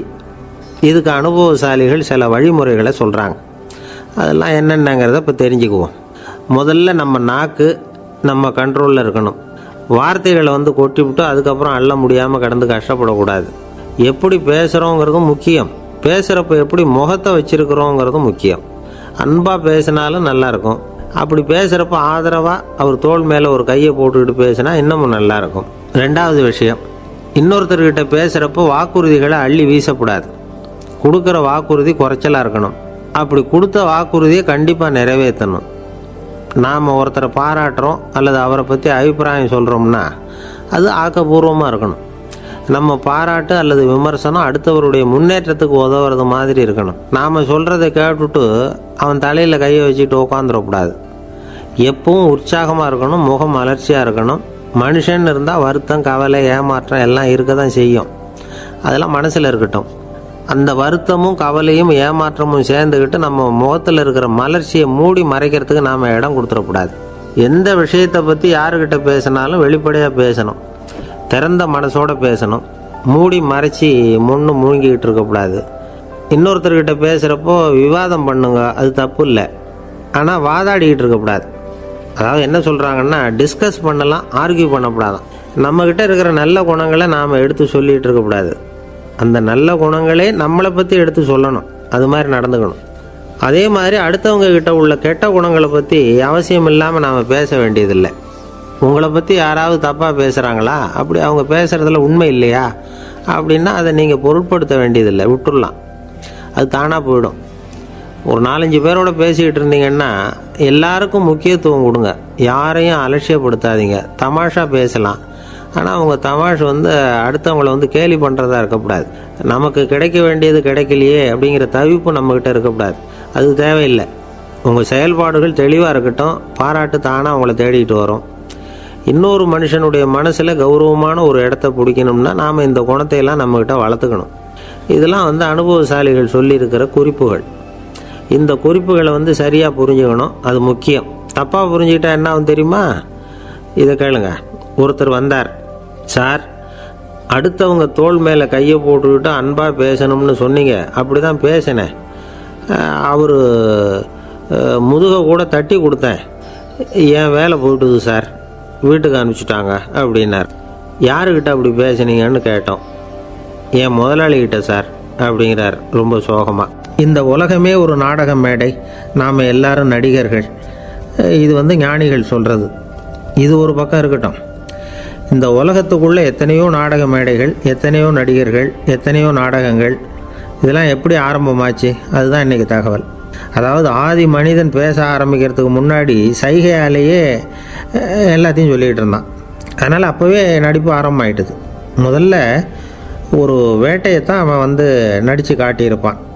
இவன் எப்படி போனான், எதிரில் மிருகம் எப்படி வந்தது, அதோடு எப்படி சண்டை போட்டான், எப்படி அடித்து கொண்டுகிட்டு வந்தான். இதை அப்படியே மற்றவங்களுக்கு நடித்து காட்டியிருப்பான். ஏன்னா மொழி கிடையாது. இந்த காலத்துலலாம் நாடகங்களில் நடிக்கிறவங்கள நடிகர்கள்ங்கிறோம். ஒரு காலத்தில் இவங்களுக்கு என்ன பேர் தெரியுமா? திஸ்பியர்கள் அப்படின்னு பேரான். இதுக்கு காரணம் உண்டு. அதாவது 2000 வருஷத்துக்கு முன்னாடி கிரீஸ் நாட்டில் திசிபியஸ் அப்படின்னு ஒரு ஆள் இருந்தான். அவன் ஒரு பெரிய நாடக கலைஞன். அவன் சில இளைஞர்களை சேர்த்துக்கிட்டான், பயிற்சி கொடுத்தான், நாடக குழுவை உருவாக்கினான். நடிகர்களையும் நாடகத்துக்கு தேவையான பொருள்களையும் ஏற்றிக்கிட்டு போகிறதுக்கு ஒரு வண்டியையும் தயார் பண்ணான். அந்த வண்டியிலேயே அவன் வந்து கிரேக்க நாடு பூராவும் சுற்றினான். ஊர் ஊராக நாடகம் போட்டான். ஒரு ஊருக்கு போனதும் அங்கே நாடகம் நடத்த தியேட்டர் இருக்கா அப்படிங்கன்னெல்லாம் பார்க்குறது இல்லை அவன். ஏன்னா அப்போலாம் தியேட்டர்னா என்னென்னு தெரியாது. நாடகம்னா அது ஒரு மூடிய கொட்டைக்குள்ளே தான் நடத்தணுங்கிறது அப்போ யாருக்குமே தோணலை. இந்த வண்டி போகும், அதுவே ஒரு பகுதி அப்படியே ஒரு மேடை மாதிரி விரிச்சிக்கும். அதில் ஏறி நின்றுக்கிட்டு நாடகத்தை நடித்து காட்டுவாங்களாம். மக்கள்லாம் எதிரில் தரையில் உட்காந்து அதை பார்த்துக்கிட்டு இருக்கிறது. உலகத்தின் முதல் நடமாடும் தியேட்டர் இது தானா. இந்த திசிபிஎஸ் தான் முதலாக உலகத்தில் நாடகங்கிற பொழுதுபோக்கை நடத்தி காட்டினவன் அப்படின்னு சொல்கிறாங்க. அவன் சொந்தமாக நாடகம் எழுதுனா, நடித்தான், நாடகத்தை இயக்கினான். அதனால தான் அவனை வந்து first man of the theatre அப்படின்னு சொல்லுவாங்க. அவன் தான் நாடக மேடையின் முன்னோடி. கிரேக்கர் காலத்திலேயே நாடக ஆசிரியர்கள், நடிகர்கள், ரசிகர்கள் இவங்கள்லாம் உருவாயிட்டாங்களாம். நாடகத்தின் சரித்திரத்தில் இந்த 3 பிரிவும் ரொம்ப முக்கியம். அதாவது கிரேக்க தியேட்டர்கள்லாம் திறந்த வெளி மேடைகள் தான். பெரும்பாலும் மலைச்சரிவுகள், அதுவே படிப்படியாக பண்ணியிருப்பாங்க. கீழே அரைவட்ட வடிவில் மேடை, அதுக்கு ஆர்கெஸ்ட்ரான்னு பேர். பிற்காலத்தில் இதில் உட்காந்து இசைக்குழுவினர் வந்து வாய்ச்சதுனால இசைக்குழுவுக்கே ஆர்கெஸ்ட்ராங்கிற பேர் வந்துட்டுது. இப்போது கிரேக்க தியேட்டர்களில் ஒன்று, அதோட காலம் வந்து கிமு 340. அதை இன்னமும் பாதுகாத்து வச்சுருக்கிறாங்களாம். எபிடாரஸ் அப்படிங்கிற இடத்துல அது இருக்குதான். இன்னமும் அந்த தியேட்டரை பயன்படுத்திக்கிட்டு வர்றாங்களாம். சிறந்த கிரேக்க நாடகங்கள்லாம் அங்கே நடிக்கிறாங்களாம். ஆரம்ப காலத்திலேயே கட்டணம் கிடையாது. அப்புறம் பின்னாடி தான் நுழைவு கட்டணம்லாம் அப்படியே வந்துட்டு தான். நடிகர்கள் வந்து பளபளப்பான ஆடைகள் உடுத்தியிருப்பாங்களாம். இந்த குதிகால் உயர்ந்த காலணிகள் போட்டிருப்பாங்களாம். இதெல்லாம் பழைய குறிப்புகள். பலவிதமான உருவங்களில் மாஸ்க் அப்படின்னு சொல்லப்படுற முகமூடி. அதனால் ஒரே நடிகர் பல வேடங்களில் நடிக்கிறது உண்டான். ஆரம்பத்தில் பெண் நடிகர்கள் கிடையாது, எல்லாம் ஆண் நடிகர்கள் தான். ரோமானியர்கள் தான் முதல் நிரந்தர நாடக மேடையை கட்டினவங்க. அதுதான் முதல் தியேட்டர். கிமு 1048 காலகட்டத்தில் பாம்பிங்கிற நகரத்தில் அதை கட்டியிருக்கிறாங்களாம். கிரேக்க ரோமானிய தியேட்டர்களின் அடிப்படையிலேயே இந்த இத்தாலிய வடிவமைப்பாளர்கள் இந்த குதிரை லாட வடிவில் ஒரு ஆடிட்டோரியத்தை உருவாக்கினாங்களாம். இப்படி அதை பற்றி நிறைய தகவல் இருக்குது. 1576 லண்டனில் இந்த பின்ஸ்பர்ரி, அப்புறம் இந்த பில்ட்ஸில், அப்புறம் ஜேம்ஸ் இப்படிங்கிற ஒரு முயற்சியால் தான் இங்கிலாந்தில் முதல் தியேட்டர் உருவாச்சான். அப்படி ஒருத்தர் இருந்தாராம். உலக நாடக மேடையின் வரலாறு இதுதான். அதாவது இப்போல்லாம் அறிவியல் வளர்ச்சி அதிகமாகிட்டுது. திரைப்படம், தொலைக்காட்சி எல்லாம் வந்தாச்சு. ஒவ்வொரு வீடுமே ஒரு குட்டி தியேட்டர் மாதிரி ஆகிட்டுது. தொலைக்காட்சி முன்னாடி உட்காந்து எழுந்திருக்கவே மனசு வர்றதில்லை. ஒரு அம்மா ஒரு மனோதத்துவ டாக்டரை தேடிட்டு வந்தாங்களாம் இந்த காலத்தில். டாக்டர், எங்கள் வீட்டுக்காரர் எப்போ பார்த்தாலும் டிவி முன்னாடி உட்காந்துக்கிட்டு அதையே வெறிச்சு பார்த்துக்கிட்டு இருக்கிறார், உத்து பார்த்துக்கிட்டு இருக்கார், எனக்கு சந்தேகமாக இருக்குன்னாங்களாம். இது மனக்கோளாறு இல்லைங்க, ஆர்வக்கோளாறு, அவ்வளவுதான், இதுக்காக பயப்படாதீங்கன்னாரான் டாக்டர். அப்படி இல்லை டாக்டர், டிவி ஓடும் பொழுது நாம் எல்லாம் அதை பார்க்குறோம் சரி, ஆனால் அவர் அப்படி இல்லை, டிவியை நிறுத்தினதுக்கு அப்புறமும் அதையே உத்து பார்த்துட்டு உட்காந்துருக்கிறார், அதனால தான் சந்தேகப்பட்டு உங்ககிட்ட வந்தேன் அப்படின்னாங்களாம். ஒரு சின்ன பையன் வந்தான். அவனை பார்த்து ஒரு கேள்வி கேட்டோம். ஏன்ப்பா உங்கள் வீட்டில் அம்மா புத்திசாலியா அப்பா புத்திசாலியா அப்படின்னு. அவன் அலட்சியமாக நம்மளை பார்த்து சிரிக்கிறான். என்ன சார் இது, இந்த காலத்தில் இது கூட தெரியாமல் இருக்கிறீங்களே அப்படிங்கிறான். ஒரு சின்ன பையன் நம்மளை பார்த்து இப்படி கேட்டு விட்டானே அப்படின்னு நினைக்கிறப்போ நமக்கு ஒரு மாதிரி ஆகிடும். அதுக்கப்புறம்தான் இந்த தாத்தா பாட்டிலாம் சொல்கிற ஒரு கதை ஞாபகத்துக்கு வந்தது. அது என்ன கதை தெரியுமா? ஒரு ஊரில் ஒரு அம்மாவும் பிள்ளையும் இருந்தாங்களாம். அந்த மகனுக்கு திடீர்னு தேசாந்திரம் போய் வரணும்னு ஆசை வந்துட்டுது. ஊராக போய் சுற்றி பார்க்கணுங்கிற ஆசை. அந்த அம்மாவுக்கு இது பிடிக்கல. மகனை பிரிஞ்சு இருக்கிறதுக்கு அவங்க மனசு இடம் கொடுக்கல. வேணாப்பான்னு சொல்லி பார்த்தாங்க, அவன் கேட்கல. திடீர்னு புறப்படவும் செஞ்சுட்டான். சரி, இனிமேல் அவனை தடுக்க முடியாதுன்னு முடிவு பண்ணிக்கிட்டாங்க அந்த அம்மா. இருந்தாலும் புத்திசாலித்தனமாக ஒரு யோசனை பண்ணாங்க. மகனை கிட்டத்தில் கூப்பிட்டாங்க. அவங்ககிட்ட சொன்னாங்க, இதை பாருப்பா, நீ தேசாந்திரம் போகிறதுன்னு தீர்மானம் பண்ணிவிட்ட, அதை நான் தடுக்கலை, போயிட்டு வந்துடும். ஆனால் போகிறதுக்கு முன்னாடி எனக்கு ஒரு வாக்குறுதி கொடுத்துட்டு போ அப்படின்னாங்க. போகிறப்போ ராத்திரியாக இருந்தாலும் பகலாக இருந்தாலும் சரி, புளிய மரத்து நிழலில் தான் தங்கணும். திரும்பி வர்றப்போ இரவும் பகலும் நீ வேப்ப மரத்து நிழல்லே தங்கணும் அப்படின்னாங்க. சரி, அப்படியே செய்கிறேன்னு சொல்லி வாக்குறுதி கொடுத்தான் பையன். புறப்பட்டு போனான். போகிற வழியில் புளிய மரத்து நிழல்லே தங்கினான், தூங்கினான். அப்படி போய்கிட்டே இருந்தான். 7ஆவது நாள் அவன் உடம்பு சுகமில்லாமல் போயிட்டுது. ரொம்பவும் பலவீனமாயிட்டான். இனிமேல் நடக்க முடியாதுங்கிற நிலைமை வந்துட்டுது. யோசித்து பார்த்தான். சரி, இதுக்கு மேலே போக வேண்டாம் அப்படின்னு முடிவு பண்ணிட்டு திரும்பி வர ஆரம்பிச்சிட்டான். திரும்பி வர்றப்போ வழியில் வேப்ப மரத்து நிழலையே தங்கி தங்கி வந்தான். நாளுக்கு நாள் உடம்பு சரியாக வந்துட்டுது. 7ஆவது நாள் வீட்டுக்கு சேர்றான். உடம்பு பழையபடியே கலகலப்பாயிட்டுது. பூரண சுகம். தேசாந்திரம் போன பையன் திரும்பி வந்துட்டானே அப்படின்னு அந்த அம்மா ஆச்சரியப்படலை. ஏன்னா அவங்களுக்கு தெரியும் இப்படி ஆகும்னு. பையன் சீக்கிரமாக திரும்பி வரணுங்கிறதுக்காக தான் அவங்க அந்த யோசனையை சொன்னாங்க. என்ன விஷயங்கிறதையும் அவங்களே சொன்னாங்க. மகனே, புளிய மரத்து நிழல் உடம்புக்கு உஷ்ணத்தை கொடுக்கும், சீக்கம் உண்டாக்கும். அதனால் நீ தொடர்ந்து புளிய மரத்து நிழலில் தங்கினாவே நோய்க்கு ஆளாயிட்ட. அதனால் நல்ல பயணத்தை முடிச்சுக்கிட்டு திரும்பி வரணுங்கிற முடிவுக்கு வந்துட்ட. திரும்பி வர்றப்போ நீ தங்கினது வேப்ப மரத்து நிழல். அது உடம்புக்கு குளிர்ச்சியை தரக்கூடியது, நோயை தீர்க்கக்கூடியது. அதனால் சுகமாக வீட்டுக்கு சேர்ந்துட்ட. உன்னோட தேசாந்திர பயணத்தை தடுக்கிறதுக்காக தான் இப்படி பண்ணினேன் அப்படின்னாங்களாம் அந்த அம்மா. பார்த்தீங்களா அம்மாவோட புத்திசாலித்தனத்தை? அப்பாவாக இருந்தால் இப்படியா பண்ணுவார்? ஒரு அப்பா பையன்கிட்ட 10 ரூபா கொடுத்து இதை எடுத்துக்கிட்டு அடுத்த ஊருக்கு போய் அங்கே இருக்கிற மாமா கிட்ட இதை கொடுத்துட்டு வாடா, வழியில் எங்கேயாவது மரத்தடியில் படுத்து தூங்கி விடாதே அப்படின்னு எச்சரிக்கை பண்ணி அனுப்புனாராம். பையனுக்கு எச்சரிக்கையாக வாழறது எப்படிங்கிறத கற்றுக் கொடுக்கறதுக்காக இப்படி பண்ணார். அவன் பணத்தை வாங்கிட்டு போனான். அப்பா சொன்னதை மறந்துட்டு ஒரு மரத்தடியில் படுத்து தூங்கிட்டான். அவனுக்கு தெரியாமல் அவன் பின்னாடியே போன அப்பா அவன் கையில் இருந்த அந்த 10 ரூபாயை நைஸாக எடுத்துகிட்டு வந்துட்டார். அவன் பையில் தானே வச்சுருந்தான், அது தெரியாமல் எடுத்துகிட்டு வந்துட்டார். அவன் தூங்கிக்கிட்டு இருக்கான். எடுத்துகிட்டு ஒரு மறுபடியும் வீட்டுக்கு வந்துட்டார். பையன் மூழ்கிக்கிட்டு பையை தடவி பார்க்குறான், பணத்தை காணும். அழுதுகிட்டே திரும்பி வந்தான். அப்பா கிட்ட விஷயத்த சொன்னான். அப்பா சிரிச்சுக்கிட்டே சொன்னார், அதுக்கு தான்ப்பா ஆரம்பத்திலேயே எச்சரிக்கை பண்ணினேன், இனிமேலாவது நீ ஜாக்கிரதையாக இருக்கணும் அப்படிங்கிறதுக்காக தான் இப்படி பண்ணினேன். அந்த பணம் எங்கேயும் போயிடலை, நான் தான் அதை உனக்கு தெரியாமல் எடுத்து வச்சிருக்கிறேன். இதோ பாரு அப்படின்னு சொல்லிக்கிட்டு சைடு பாக்கெட்டில் கையை விட்டார். அது ஓட்டையாக இருக்குது. அதை எவனோ ஏற்கனவே கத்திரிச்சு எடுத்துகிட்டு போட்டான். இப்போ அப்பா முகத்தில் அசடு வழிஞ்சுதான். ஒரு அரசனும் அமைச்சரும் ஒரு நாள் ரொம்ப சாவகாசமாக பேசிக்கிட்டு இருந்தாங்களாம். அரசன் அமைச்சரை பார்த்து ஒரு கேள்வி கேட்டிருக்கார். ஏங்க அமைச்சரே, ஆசை இல்லாத ஒரு மனுஷனால் இருக்க முடியுமா அப்படின்னு. ஏன் முடியாது, துறவி அப்படிங்கிறவங்கெல்லாம் அப்படிப்பட்டவங்க தானே அப்படின்னாராம் அமைச்சர். அவங்கெல்லாம் உண்மையிலேயே ஆசையை விட்டவங்க தானா அப்படின்னு கேட்டாராம் ராஜா. அப்படி தான் இருக்கணும் அப்படின்னாராம் அமைச்சர். அப்படின்னா ஆசையே இல்லாத ஒரு உண்மையான துறவியை நான் பார்க்கணுமேன்னார். அது என்ன பிரமாதம், அதுக்கு நான் ஏற்பாடு பண்ணுறேன் அப்படின்னு விட்டார் இவர். சொல்லிவிட்டு உடனே புறப்பட்டு போனார். அங்கங்கே தேடினார். அப்புறம் தான் அவருக்கு புரிஞ்சுது உண்மை துறவியை கண்டுபிடிக்கிறது எவ்வளவு கஷ்டமான காரியம்னு. இருந்தாலும் ராஜா கிட்ட சொல்லியாச்சே உண்மை துறவியை காட்டுறேன்னு. இப்போ என்ன பண்ணுறது? ராஜா கிட்ட சொன்னபடி நடக்கலைன்னா அவருக்கு கோபம் வந்துடும். அமைச்சர் ஒரு யோசனை பண்ணார். அவருக்கு ஒரு வழி தெரிஞ்சுது. அதுதான் சரின்னு முடிவு பண்ணார். அதாவது அந்த ஊரில் அவருக்கு தெரிஞ்ச நாடக நடிகர் ஒருத்தர் இருக்கிறார், நல்லா நடிப்பார். அவரை போய் பார்த்தார். இதை பாருப்பா, எனக்காக நீ ஒரு காரியம் செய்யணும்னார். என்னன்னு கேட்டார் அவர். நீ ஒரு துறவி மாதிரி கொஞ்சம் நேரத்துக்கு நடிக்கணும். ராஜா உன்னை பார்த்துட்டு போகிற வரைக்கும் நடி, அது போதும். அதுக்காக உனக்கு 10,000 ரூபா தரேன் அப்படின்னார். அவர் எந்த காலத்தில் இவ்வளவு பணத்தை மொத்தமாக பார்த்துருக்கார். அதனால் உடனே சரின்னு ஒத்துக்கிட்டார். அமைச்சர் அரண்மனைக்கு திரும்பி வந்தார். என்ன அமைச்சரே, இன்னுமா ஒரு உண்மையான துறவி கிடைக்கலன்னார். உண்மையான துறவி ஒருத்தரை இப்போ தான் கொஞ்ச நேரத்துக்கு முன்னாடி பார்த்து பேசிவிட்டு வர்றேன்.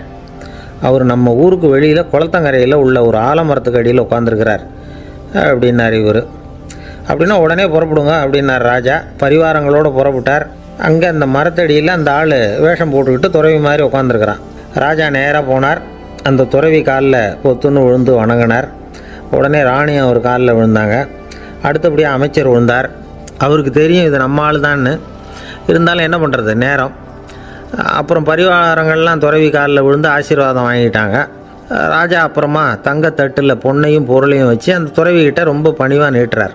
தாங்கள் தயவு பண்ணி இதை ஏற்றுக்கணும் அப்படின்னு வேண்டிக்கிட்டார். அந்த துறவி பற்றில்லாமல் அதை பார்த்தார். எல்லாத்தையும் திறந்துவிட்ட எனக்கு இதெல்லாம் எதுக்காக அப்படின்னு சொல்லி அதை மறுத்துட்டாராம். ஆஹா, உண்மையான துறவியை பார்த்துட்டோம் அப்படிங்கிற ஆனந்தம் அரசருக்கு. ரொம்ப நிம்மதியாக திருப்தியாக திரும்பி வந்தார் அரண்மனைக்கு. அதுக்கப்புறம் அமைச்சர் யாருக்கும் தெரியாமல் அந்த துறவிகிட்ட ஓடினார். சொன்ன பிரகாரம் பணத்தை நீட்டினார். இந்தாப்பா, நான் உங்ககிட்ட சொன்னபடி 10,000 ரூபா பணம் எடுத்துக்கோ அப்படின்னார். அந்த ஆள் ராஜா கிட்ட சொன்னது மாதிரியே எல்லாத்தையும் திறந்துவிட்டோம், எனக்கு இதெல்லாம் எதுக்காக வேணாம் அப்படின்னு விட்டாரான். நடித்த வரைக்கும் போதும்ப்பா, இனிமேல் இந்த நாடக வசனம்லாம் வேணாம், வேஷத்தை கலைச்சிரு, பணத்தை வாங்கிக்கோன்னார். இல்லைங்க, இது வேஷம் இல்லை, இது வசனமும் இல்லை, இது உண்மை. கொஞ்ச நேரம் துறவி மாதிரி நடித்ததுக்கே இந்த தேசத்து ராஜா ராணி அமைச்சர் பரிவாரங்கள் எல்லாம் என் காலில் விழுந்து வணங்குறாங்க. அப்படின்னா உண்மையான துறவியாக இருக்கிறது எவ்வளவு பெருமையான விஷயம். நான் உண்மையான துறவியாக ஆக போகிறேன், அப்படி முடிவும் பண்ணிட்டேன் அப்படின்னார் அந்த நடிகர். வேஷம் கூட எப்படிப்பட்ட விளைவுகளை உண்டு பண்ணுது பார்த்தீங்களா. நம்மால் ஒருத்தன் ரொம்ப வசதியாக தான் இருந்தான், ஒரு நாள் அவன் சொத்து பூரா திருட்டு போயிட்டுது. அதுக்கப்புறம் இவன் துறவி மாதிரி ஆகிட்டான், ஊர் ஊராக சுற்றினான், ஒரு குருநாதரை தேடி கண்டுபிடிச்சான், அவர்கிட்ட சீடனாக சேர்ந்துக்கிட்டான். அவனை பார்த்து ஒருத்தர் கேட்டார், நீ உண்மையான சீடன் தானான்னு. இல்லைங்க, சீடன் மாதிரி நடிச்சுக்கிட்டு இருக்கிறேன் அப்படின்னா. அது குரு துரோகம் இல்லையா அப்படின்னு கேட்டார் அவர்.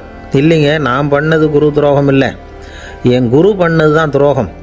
என்னுடைய பணத்தை கொள்ளையடித்தது இவர் தான், அதை எங்கே வச்சுருக்காருன்னு கண்டுபிடிக்கிறதுக்காக தான் இவர்கிட்ட வந்து சீடனாக சேர்ந்துருக்கிறேன் அப்படின்னா. ஒரு ஆள் இருந்தான், நிறைய பணம் சம்பாதிச்சான், ஆனால் செலவு பண்ண மனசு வரல, கருமி. அவன் என்ன பண்ணான், சேர்த்த பணம் பூராவையும் ஒரு மரத்தடியில் புதைச்சி வச்சுருந்தான். வாரத்துக்கு ஒரு தடவை அந்த மரத்தடிக்கு வருவான், புதைச்ச இடத்த ஆவலோடு பார்த்துக்கிட்டு இருப்பான், அதுக்கப்புறம் போயிடுவான், அவ்வளவுதான். ஒரு நாள் ஒரு திருடன் வந்தான், இவன் புதைச்சி வச்சுருந்ததெல்லாம் எடுத்துகிட்டு போட்டான். இது தெரிஞ்சு போச்சு. அந்த கருமி புலம்ப ஆரம்பிச்சிட்டான். இவன் புலம்பலை கேட்டதும் அக்கம் பக்கத்தில் இருந்தவங்கெல்லாம் ஓடி வந்தாங்க. என்ன விஷயம்னு விசாரித்தாங்க. இவன் சொன்னான். ஒரு பெரியவர் கேட்டார், ஏப்பா வாரம் வந்து இந்த இடத்த பார்க்குறதாக சொன்னியே, எப்போவாவது இதில் இருக்கிற பணத்தை எடுத்து செலவு பண்ணியிருக்கியா அப்படின்னு கேட்டார். நான் அப்பப்போ வந்து அதை பார்க்குறது தான் வழக்கம், அதை தொட்டதே இல்லைன்னு அவன். சரி, அப்படின்னா இப்போவும் நீ அதே மாதிரி வாரம் ஒரு தடவை வந்து இந்த இடத்த பார்த்துட்டு போகலாமே அப்படின்னாராம் அந்த பெரியவர். அதுவும் சரிதானே, எவ்வளவு காலமானாலும் அவன் அந்த பணத்தை எடுத்து செலவு பண்ண போகிறதில்ல. அப்படி இருக்கிறப்ப உள்ளே பணம் இருந்தாலும் ஒன்று தான், இல்லாமல் போனாலும் ஒன்று தான். இதிலேருந்து என்ன புரியுதுன்னா, ஒருத்தர்கிட்ட இருக்கிற பணத்தை கொண்டு அவர் பணக்காரரா ஏழையா அப்படின்னு முடிவு செய்கிறது சரியில்லை. அந்த செல்வத்தை அனுபவிக்கிற திறன், பயன்படுத்துகிற திறன், அதை வச்சு தான் அவர் ஏழையா பணக்காரரா அப்படிங்கிறத நிர்ணயம் பண்ணணும், அதுதான் சரி. செலவு பண்ண தெரியாதவன் சேகரம் பண்ணிகிட்டே இருக்கிறதுனால என்ன பிரயோஜனம்? தலைமுடியே இல்லாதவன் தாராளமாக சீப்புகளை வாங்கி சேகரம் பண்ணுறது மாதிரி தானே இது. சில சமயம் செலவு பண்ண நாம் தயாராக இருந்தால் கூட அந்த செல்வம் நமக்கு பயன்படுறதில்ல. அரேபியாவில் ஒரு நகை வியாபாரி விலை உயர்ந்த முத்துக்களை எல்லாம் அவர் வச்சு வியாபாரம் பண்ணிகிட்டு இருந்தார். அவர் ஒரு சமயம் ஒரு பாலைவனம் வழியாக போயிட்டு இருக்கிறார் ஒட்டகத்தில். அப்போது திடீர்னு கடுமையான புயல் வீச ஆரம்பிச்சுட்டுது. திசை தவறி இவர் எங்கேயோ வந்துட்டார். கூட வந்தவங்களையும் காணலை, எங்கே போனாங்களோ தெரியல. இவர் ரொம்ப பயந்து போய் அங்கே எங்கேயுமா அலைஞ்சு திரியிறார், வழியே தெரியல.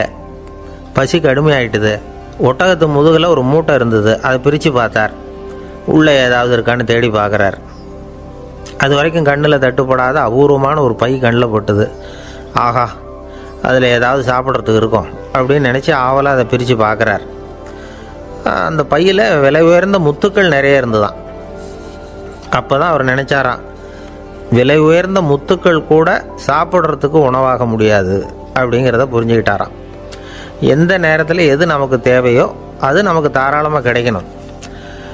அப்படி அது கிடைக்கிறதுக்கு நம்மக்கிட்ட இருக்கிற செல்வம் பயன்படணும். அது நமக்கும் பயன்படலாம், நம்ம மூலமாக அடுத்தவங்களுக்கும் பயன்படலாம். அதுதான் செல்வத்தின் பயன். ஒரு மரத்தடியில் ஒருத்தன் உட்காந்து அழுதுகிட்டு இருந்தான். அந்த பக்கமாக வந்த இன்னொருத்தன், ஏப்பா அழுதுகிட்டு இருக்கிறேன்னு கேட்டான். இந்த இடத்துல தான் பூமிக்கு அடியில் பணம் இருக்குது, புதைச்ச இடம் தெரியல, அதான் அழறேன் அப்படின்னா. நல்லா ஞாபகப்படுத்தி பாரு, எந்த இடத்துல புதைச்ச அப்படின்னு கேட்டான் இவன்.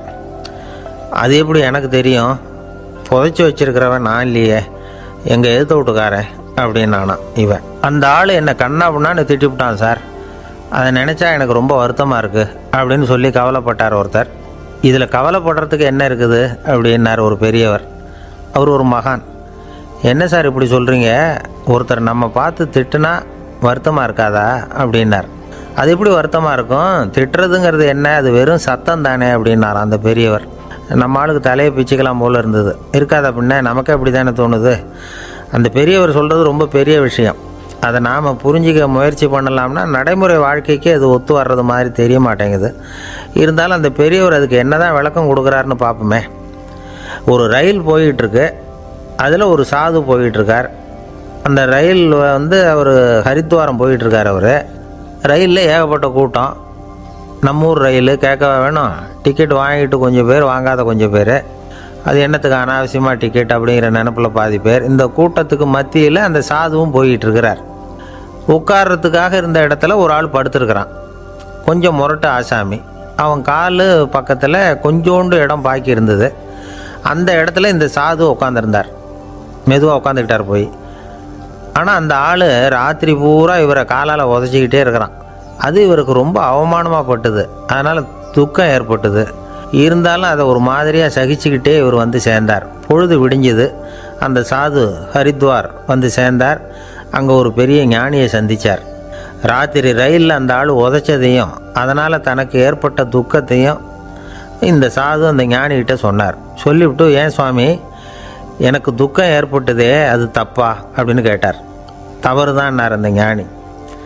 உனக்கு இன்னமும் தேக அபிமானம் போகலைங்கிறது தான் அது காட்டுது. அஷ்டாவக்கரர் என்ன சொல்கிறார் தெரியுமா? உண்மையான ஞானி யாராவது தன்னை வந்தனை செய்தால் அதற்காக சந்தோஷப்பட மாட்டார், யாராவது நிந்தனை செய்தால் அதற்காக வருத்தப்பட மாட்டார் அப்படின்னு சொல்கிறார். நிந்தனைங்கிறது ஒரு ஒலி தான். தேகாபிமானம் இருக்கிற வரைக்கும் இந்த ஒலி நம்மளை வேதனைப்படுத்தும். நான் தேகம் இல்லை, ஆத்மா அப்படிங்கிற நினைவு இருந்தால் இந்த ஒலி நம்மளை பாதிக்காது. மனு என்ன சொல்கிறார் தெரியுமா? ஒரு சாதகன் பாராட்டுதலை விஷம்னு நினச்சி பயப்படணும், அவமானத்தை அமிர்தம்னு நினச்சி சந்தோஷப்படணுங்கிறார். அவமானப்பட்டால் கவலைப்படாமல் எப்படி இருக்க முடியும் அப்படின்னு தான் நமக்கு தோணும். அதனால தான் நம்மளில் யாரும் இதுக்கு உதாரணமாக யாரையும் காட்ட முடியல. புத்தரையும் கபீரையும் உதாரணமாக காட்டுறாங்க. அவங்களுக்கெல்லாம் அவமானம் ஏற்பட்டப்போ கவலையே படலையாம். புத்தரை அவமானப்படுத்தணுங்கிறதுக்காக கௌசாம்பி ராணி ஒரு இளம் பெண்ணை கொலை பண்ணி சடலத்தை புத்தர் குடிசைக்கு முன்னாடி போட சொன்னார். போட்டாங்க. புத்தர் தான் அந்த பொண்ணை கெடுத்து கொலை பண்ணிவிட்டாருன்னு எல்லாரும் நினச்சாங்க. ஆனால் புத்தர் இதை பற்றி கவலையே படலை. அப்புறமா உண்மை தெரிஞ்சதும் புத்தர் புகழ் இன்னும் அதிகமாயிட்டுது. ஒரு பெரிய சபையில் ஒரு மோசமான பொண்ணு நுழைஞ்சி தனக்கும் கபீருக்கும் சம்பந்தம் உண்டுன்னு சொன்னான். கபீர் கவலைப்படலை. அவங்க மாதிரியெல்லாம் நாமளும் இருக்க கற்றுக்கணும். நிந்தனை, அபகீர்த்தி, அவமானம் எல்லாம் ஆண்டவன் கொடுக்குற பிரசாதம்னு நினைக்கணும் அப்படின்னு சொல்கிறார் அந்த ஞானி. இதை கேட்ட இந்த காலத்து ஆசாமி ஒருத்தர், நான் கூட அப்படி தான் சார், யாராவது அவமானப்படுத்தினா கவலைப்பட மாட்டேன். நேற்று கூட ஒருத்தர் என்ன பலார்னு அரைஞ்சுட்டார், நான் கொஞ்சம் கூட கவலைப்படலை, பேசாமல் வந்துட்டேன்னார். ஏன் அப்படி வந்துட்டீங்க அப்படின்னு. அவர் அரைஞ்சதுலேயும் ஒரு அர்த்தம் இருந்தது, அதனால தான் அப்படி வந்துட்டேன்னார். ஏன் அரைஞ்சாருன்னு கேட்டேன். 10 வருஷத்துக்கு முன்னாடி 15 ரூபா அவர்கிட்ட கடன் வாங்கினேன், அதை கேட்டு கேட்டு பார்த்துட்டு கடைசியாக தான் அரைஞ்சார் அப்படின்னார். ஆண்டவனுடைய பிரசாதம் இவருக்கு அடிக்கடி கிடைக்கும் போல இருக்கு. ஒரு பல்கலைக்கழகம், அங்கே ஒரு இலக்கிய பேராசிரியர், அவர் பாடம் நடத்திக்கிட்டு இருந்தார். ராபர்ட் ப்ரௌனிங் எழுதிய கவிதைகளை பற்றி சொல்லிகிட்டு இருக்கிறார். மாணவர்களும் ரொம்ப அக்கறையாக அதை கேட்டுக்கிட்டு இருக்கிறாங்க. ஒரு குறிப்பிட்ட கவிதையை பற்றி சொல்லும் பொழுது அந்த பேராசிரியருக்கே ஒரு சந்தேகம். அதாவது அந்த கவிதையின் சரியான அர்த்தம் என்னங்கிறதுல சந்தேகம். பேராசிரியர் யோசனை பண்ணார். அந்த கவிதையை முழுசாக புரிஞ்சிக்க முடியல.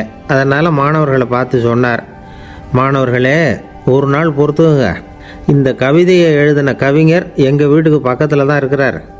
இன்றைக்கி சாயந்தரம் நான் அவரை நேரிலேயே போய் பார்க்குறேன். பார்த்து இதுக்கு என்னங்க அர்த்தம்னு கேட்டுக்கிட்டு வந்துவிடுறேன். அதுக்கப்புறம் உங்ககிட்ட சொல்கிறேன் அப்படின்னாராம்.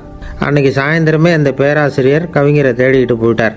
கவிஞர் அவங்க வீட்டில் அவர் பாட்டு உட்காந்துருந்தாராம்.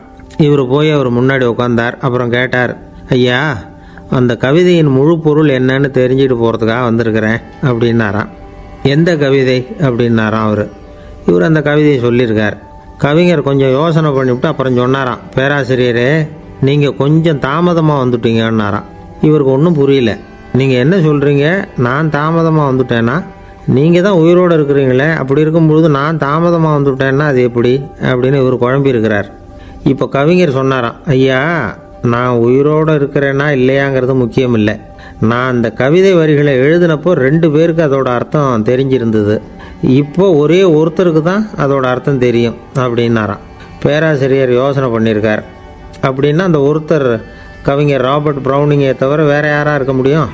இவர் தான் அப்படிங்கிறத அவர் மனசில் நினச்சிக்கிட்டார். அதனால் சொன்னார், ஐயா நான் தாமதமாக வரல, அந்த கவிதையின் பொருள் என்ன அது சொல்லுங்கன்னார்.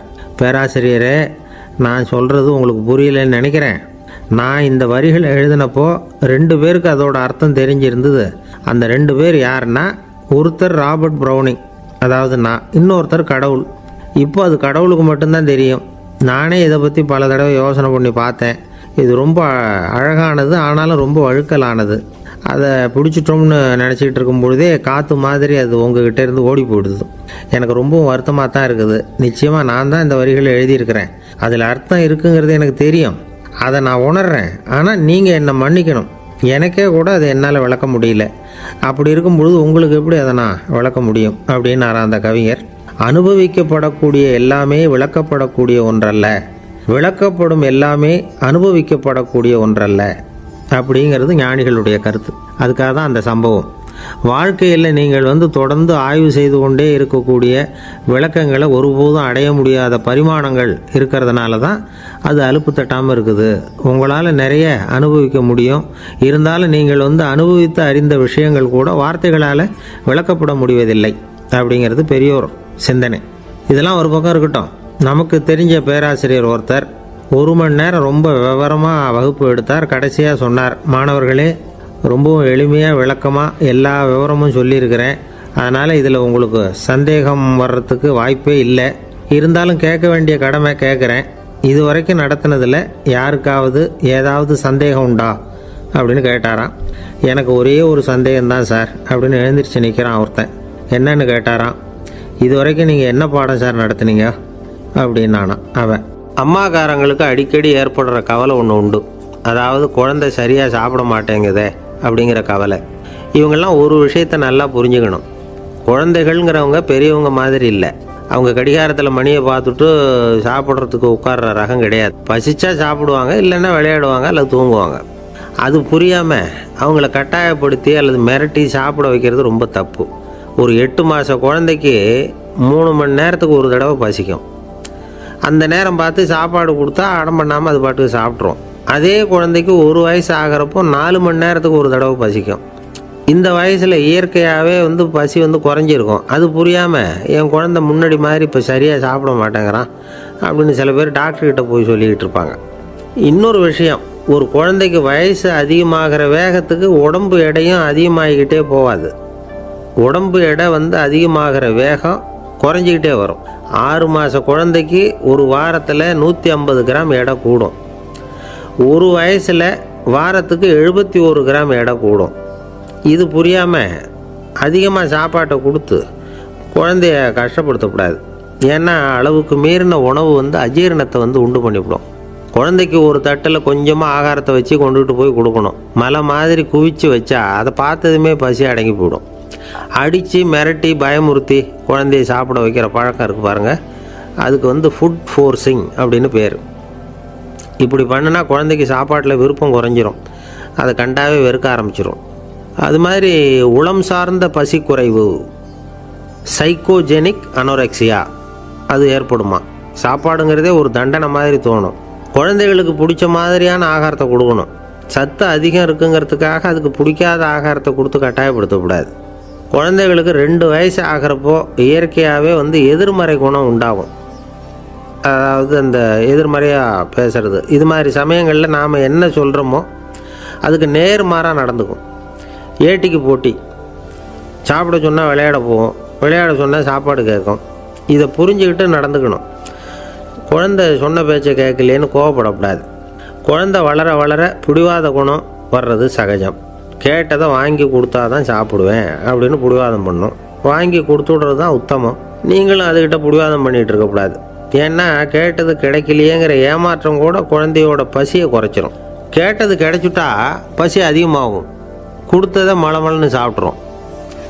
குழந்தைகளுக்கு கண்ட நேரத்தில் சாப்பிட்றதுக்கு எதையாவது வாங்கி கொடுத்துக்கிட்டு இருந்தால் சாப்பாட்டு நேரத்தில் சாப்பிடாமல் அடம் பண்ண ஆரம்பிச்சிடும். பள்ளிக்கூடம் போகிற பிள்ளைங்க காலை உணவை சரியாக சாப்பிட மாட்டாங்க. அச்சம், அவசரம், பரபரப்பு இதெல்லாம் தான் காரணம். பள்ளிக்கு புறப்படுறதுக்கு ஒரு 3/4 மணி நேரத்துக்கு முன்னாடியே சாப்பாடு போட்டுருங்க, அது சரியாக போடும். படிக்கிற குழந்தைகள் உடல் சோர்வு, மனச்சோர்வு இது காரணமாக கூட சாப்பிட மறுக்கிறது உண்டு. இப்போ உதாரணமாக சாயந்தரம் விளையாடி விட்டு வீட்டுக்கு வந்ததும் சாப்பிட சொன்னால் வேணாம்பாங்க. இது உடல் சோர்வு. ரொம்ப நேரம் வீட்டு பாடங்களை செஞ்சு முடித்த கையோடு சாப்பிட சொன்னாலும் அவங்களால சரியாக சாப்பிட முடியாது. இது உளச்சோர்வு, அதாவது மனச்சோர்வு. இதை தவிர குழந்தைகளுக்கு உடல் நல குறைவு ஏற்பட்டால் கூட சாப்பிட மறுக்கிறது உண்டு. சில மருந்து மாத்திரைகள் கூட பசியை குறைச்சிரும். அதனால் சரியாக தெரிஞ்சுக்கிட்டு குழந்தைகளை சாப்பிட வைக்கணும். அது புரியாமல் கையில் சாப்பாட்டு தட்டை வச்சுக்கிட்டு குழந்தைகளை விரட்டிக்கிட்டு அலையக்கூடாது. ஒரு சின்ன பையன் சொன்னான், எங்கள் அம்மா சாப்பாடு போடுறது தெரிஞ்சால் நான் உடனே வீட்டை விட்டு வெளியில் ஓடி போடுவேன் அப்படின்னா. ஏன் அப்படி பண்ணுறேன்னு கேட்டோம். எங்கள் அப்பா கூட அது மாதிரி தான் சார் பண்ணுவார் அப்படிங்கிறான். பந்திக்கு முந்தர ஆசாமிகள் நம்மளில் பல பேர் உண்டு.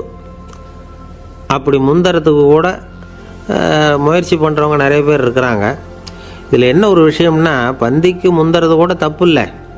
ஆனால் அப்படி ஒரு விருந்தில் ஆளாக போய் உட்காந்து சாப்பிட்டா கூட வெளியில் வர்றப்ப என்ன பெரிய விருந்து வச்சுட்டான், சாம்பாரில் உப்பு இல்லை, ரசத்தில் காரம் இல்லை அப்படின்னு குறை சொல்லிகிட்டே வர்றது இருக்கு பாருங்கள். அது சரியில்லை, நாகரிகமும் இல்லை. கல்யாண பத்திரிகையில் என்ன போட்டிருக்குது, என் பொண்ணுக்கும் இன்னார் பையனுக்கும் கல்யாணம், எல்லாரும் குடும்பத்தோடு வந்திருந்து மணமக்கள் ஆசீர்வதிக்கணும், இப்படி தானே போட்டிருக்கோம். குடும்பத்தோடு விருந்து சாப்பிட்டு சாப்பாடு எப்படி இருக்குன்னு அபிப்பிராயம் சொல்லிவிட்டு போங்க அப்படின்னா போட்டிருக்கு கல்யாண பத்திரிகையில். ஒருத்தர் வீட்டு விசேஷத்துக்கு போயிருக்கோம்னா எவ்வளவோ அசௌகரியங்கள் நமக்கு ஏற்படலாம். ஏராளமான கூட்டம் வந்திருக்கும். எல்லாரையும் அவங்க தனித்தனியாக கவனிச்சிக்கிட்டு இருக்க முடியாது. நாம் தான் அனுசரித்து நடந்துக்கணும். நாமளாக போய் வாழ்த்த வேண்டியவங்களை வாழ்த்தி விட்டு சேரணும்.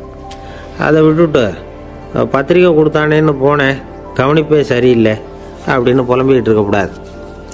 ஒரு விருந்துக்கு போனால் அங்கே எப்படி நடந்துக்கணும் அப்படிங்கிறத பற்றி கூட அனுபவசாலிகள் சில விவரங்கள்லாம் சொல்லியிருக்கிறாங்க.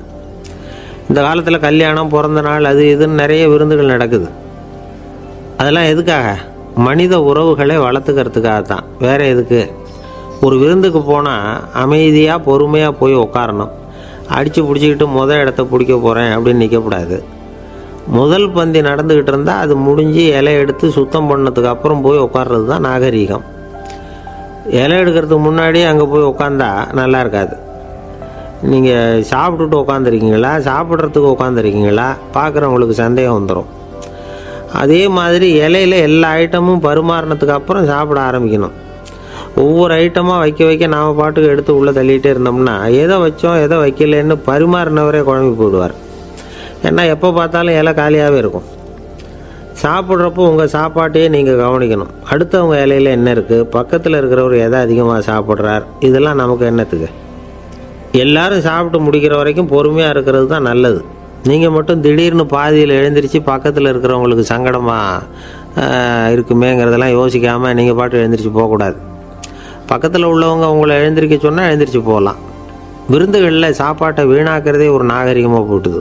இந்த காலத்தில் சாப்பாட்டுக்கே கஷ்டப்பட்டுக்கிட்டு பல பேர் இந்த உலகத்தில் இருக்கிறப்போ சாப்பாட்டை வீணாக்கிறது எவ்வளோ பெரிய மோசங்கிறத நினச்சி பார்க்கணும்.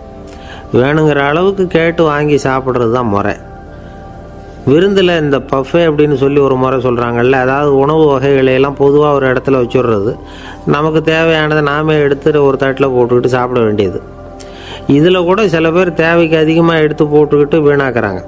சில சமயம் கடைசியாக சாப்பிட போகிறவங்களுக்கு எல்லா ஐட்டமும் கிடைக்காம போகலாம். அதை போய் பெருசு பண்ணிகிட்டு இருக்கக்கூடாது. என்ன சார், இந்த அளவுக்கு கூடவா நாகரிகம் தெரியாமல் இருக்கிறோம், இதை போய் பெருசாக சொல்ல வந்துட்டீங்களே அப்படின்னு நினைக்கலாம். ஒருத்தர் 2 பேருக்கு இந்த விவரம் தேவைப்படலாம். அவங்க காதலையும் இது விழட்டுமேங்கிறதுக்காக தான் இது. ஒரு பெரிய கல்யாண விருந்து நடந்துக்கிட்டு இருந்தது. விருந்து மண்டபத்து வாசலில் ஒருத்தர் நின்றுக்கிட்டு வர்றவங்களையெல்லாம் ரொம்ப மரியாதையாக வணங்கி உள்ளே அனுப்பி வச்சுக்கிட்டு இருந்தார். எப்படி தெரியுமா? வர்றவங்க கையெல்லாம் பிடிச்சி முத்தம் கொடுத்து அதுக்கப்புறம் உள்ளே அனுப்பி வச்சுக்கிட்டு இருந்தாராம்.